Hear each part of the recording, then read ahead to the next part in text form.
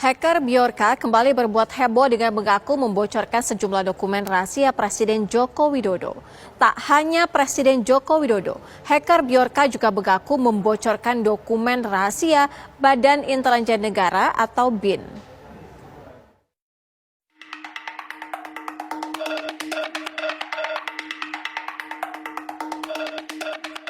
Hacker Bjorka kembali membuat heboh dunia maya.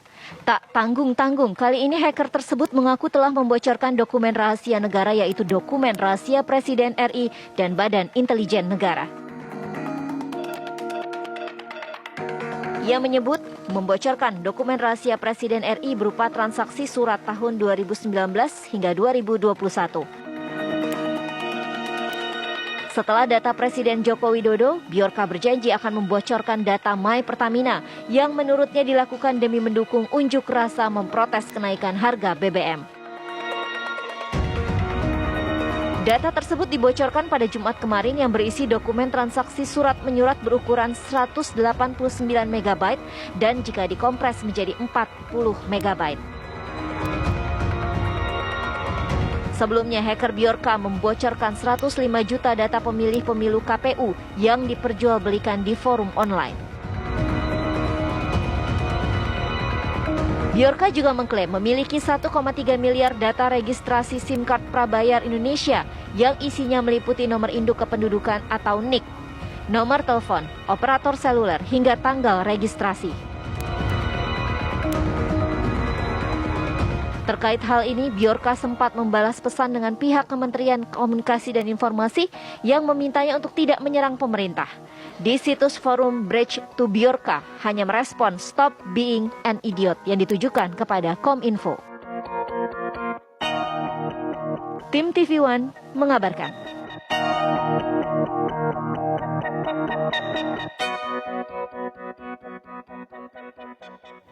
Pemirsa, hacker Bjorka ancam bocorkan dokumen Presiden dan Badan Intelijen Negara atau BIN.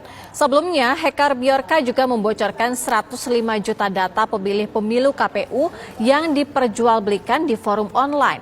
Lalu benarkah data rahasia Presiden terancam dibocorkan? Apa motif hacker Bjorka melakukan hal tersebut? Kita akan membahasnya bersama kami. Sudah ada Wawan Purwanto dari pihak Badan Intelijen Negara atau BIN dan juga ada dari Komisi 1 DPR RI, Dave Laksono. Selamat petang Bapak-Bapak. Selamat petang, Mbak. Ya, saya ke Pak Wawan. Pak Wawan, benarkah data penting ataupun dokumen Presiden Joko Widodo ini bocor? Ini setelah kami cek ya, ternyata itu hoax ya. Tidak. Di data kami tetap aman terkendali, tetap terenkripsi dalam yang dilakukan secara berlapis. Apalagi kalau itu surat menyurat kepada user RI1, tentu itu kita lakukan dengan kripto, dan kriptonya itu tiap waktu bisa berubah. Oleh karenanya saya melihat tidak ada kebocoran di situ, sehingga apa yang muncul di publik ya dalam waktu beberapa hari belakangan ini telah saya cek itu hoax, demikian. Iya, Pak Wawan, kalau hoax kenapa ada ancaman bahwa data itu bocor? Apakah sebenarnya benar-benar ada data tersebut sudah dipegang atau seperti apa? Ya, kalau yang saya cek ternyata itu bukan data sesungguhnya, bukan data BIN itu selalu ada tersamar, ada samaran di balik itu semua, sehingga tidak menunjuk resmi. Kalau misalnya ada nama dan sebagainya, semuanya itu terenkripsi, tersamarkan namanya. Oleh karenanya apa yang setelah saya cek dari yang muncul di situs itu tidak benar. Oleh karenanya saya menyatakan bahwa itu hoax ada. Demikian. Iya. Pak Wawan, sejauh ini informasi yang didapatkan dari BIN artinya motifnya ini sendiri apa sehingga ada ancaman seperti itu? Ya, kalau itu motif kembali kepada yang bersangkutan ya, apa yang diungkap secara acak seperti ini, dan di balik ini kan kita lihat dia pasti ada bermacam-macam kepentingan di balik itu, seperti jual beli data-data ke sana sini, tentu ada keinginan-keinginan tertentu yang dia mau, dan kalau ini kembali ke dia apa yang menjadi keinginannya. Tapi kami berkepentingan bahwa apa yang telah disampaikannya, yang tadinya sinyalemen muncul bahwa surat dari BIN bocor, ternyata tidak demikian. Baik, saya ke Mas Dev Laksono. Mas Dev, sejauh ini kalau dari Komisi 1 sendiri melihat apa fenomena yang terjadi ketika hacker Bjorka ini melakukan suatu publish begitu ya, bahwa sudah ada ancaman data, bahkan data presiden ini bocor begitu? Ya, seperti yang sudah saya pribadi sampaikan di raker dengan Menkominfo, dengan pertemuan dengan BSSN, ini memang menunjukkan ada banyaknya loophole ataupun kelemahan dalam sistem penyimpanan data. Karena ini terus berulang kembali.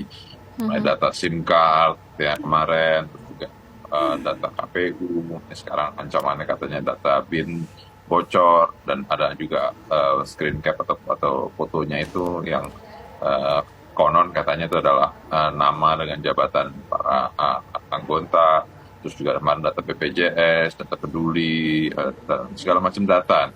Sekarang mau ada bocoran lagi. Nah, yang saya khawatirkan dan juga sempat saya sampaikan ini, bila data-data penting itu bocor dan itu bisa digunakan untuk disrupsi kegiatan besar kita, seperti misalnya mengganggu jaringan listrik, mengganggu jaringan informasi, ataupun juga bisa mengubah hasil pemilu. Nah, hal itulah yang bisa berpotensi terjadi bila mana data ini tidak terkontrol, tersebar luas. Nah, kita aja kan sering terima telepon hoax gitu ya, dari telemarketer. Itu kan semua akibat apa? Itu awalnya kan karena data itu bocor. Nah, jadi mereka itu memiliki akses terhadap data-data kita.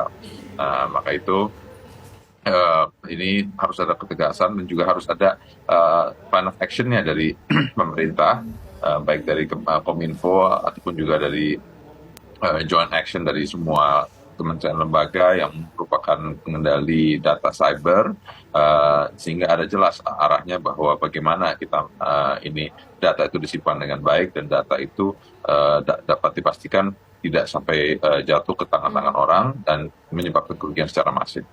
Baik, kita juga sudah bergabung bersama kami yaitu pakar IT Rizal Dharma Putra.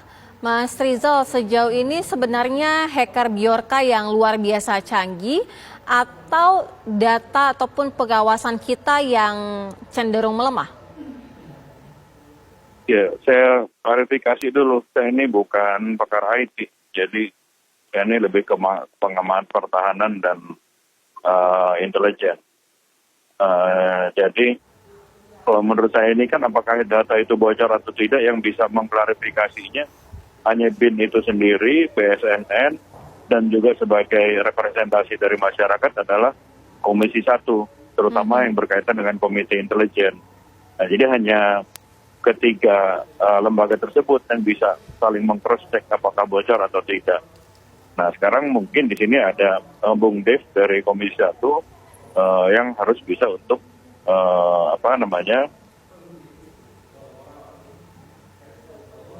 Baik. Mas Rizal.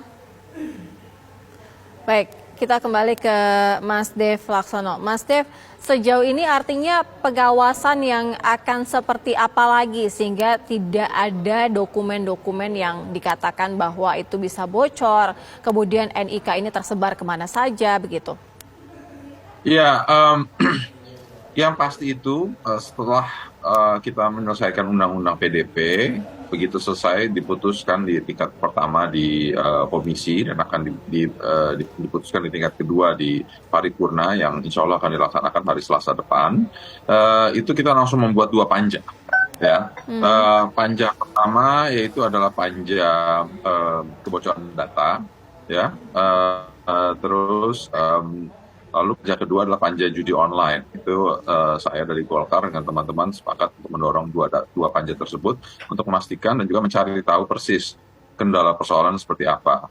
Dan juga dengan adanya selesainya undang-undang PDP, ini sudah memberikan alat hukum bagi pemerintah untuk melakukan membuat baik